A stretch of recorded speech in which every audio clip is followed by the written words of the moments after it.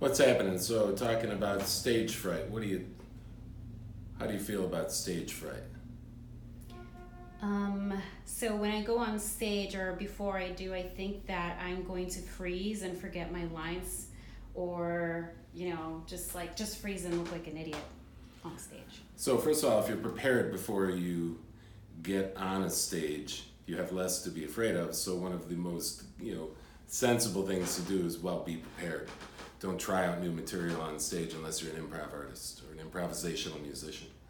Um, so, when we are afraid, that's one of the first questions that I ask anybody when something is bothering them of any sort. The first question almost inevitably is going to be, what are you afraid of?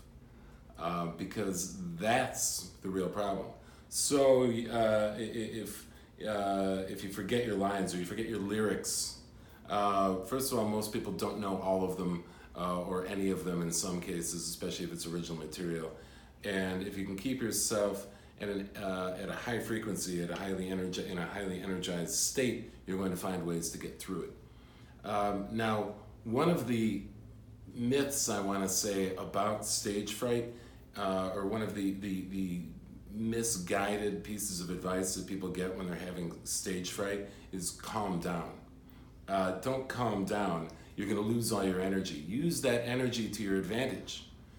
Now, should you have undue anxiety? No, because anxiety of a level of catastrophic thinking assumes you know what the future is. So if you're God, that's cool. But otherwise, I think there's probably a good chance that your anxiety is unfounded. If you're not prepared, don't do it.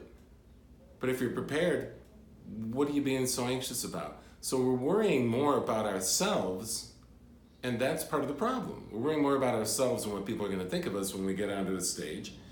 And so, if I do this wrong or I make this mistake or that anybody notices that I was a little off pitch on that note, they're going to think less of me. First of all, if they're there, not on a stage, they don't have any right to think less of you because I don't see them on the stage. Second of all, it isn't about you. It's about the audience. So if you can get out of your head and remember that we're involved in a giving art form, then you're not going to be quite so worried about what they think of you.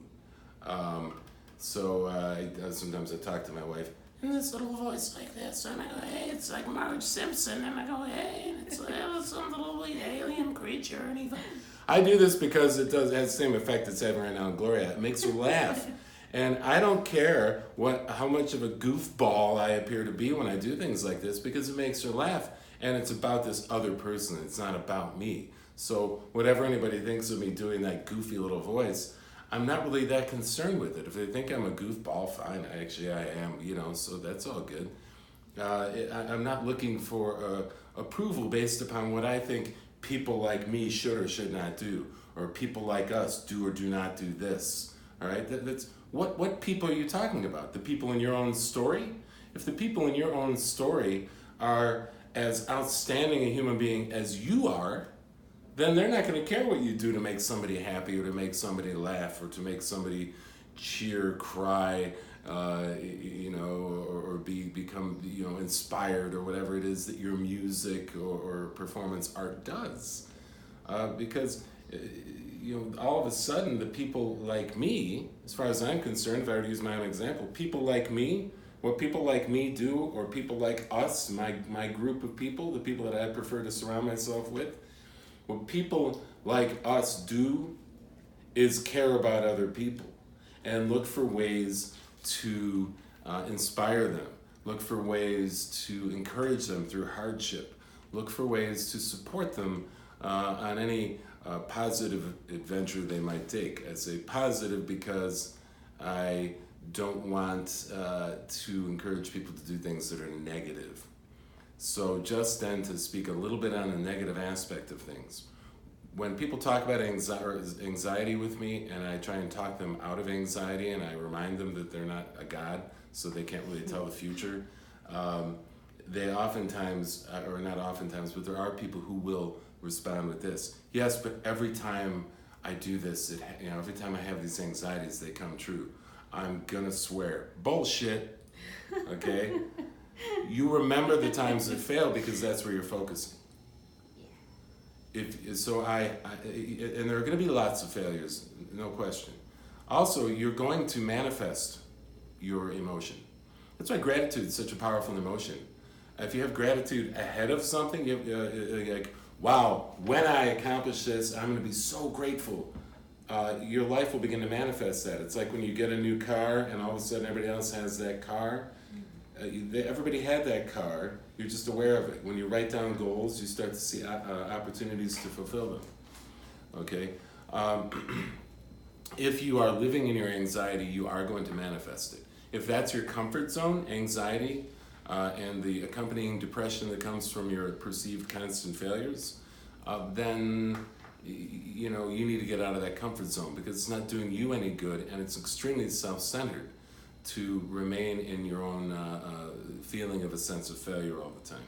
Because you have gifts that you need to be pursuing, you need to be giving, sharing with the world.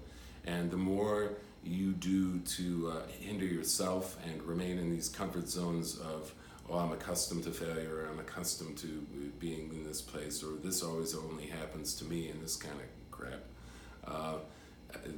As long as you're doing that, you're depriving the world, and you really have no right to do that. You're here for a reason, and you ought to find what that is, and I highly encourage you to. And then lastly, and I'll just finish with this, I speak of these things with about anxiety and depression as a person who has suffered from them extensively throughout my life on many an occasion, and suffered from them much less now, but still do. I still deal with these things. It's not it's easy for you to say you're an extrovert, type A personality who always knows what he's doing. None of that is entirely true. I'm not really an extrovert. I guess I'm a type A, and I don't always know what I'm doing. But I move forward anyway because the main thing that I've learned in my life so far in 53 years of this lifetime is resilience has gotten me this far. And learning from each and every mistake and every failure and continuing to get up and move it forward.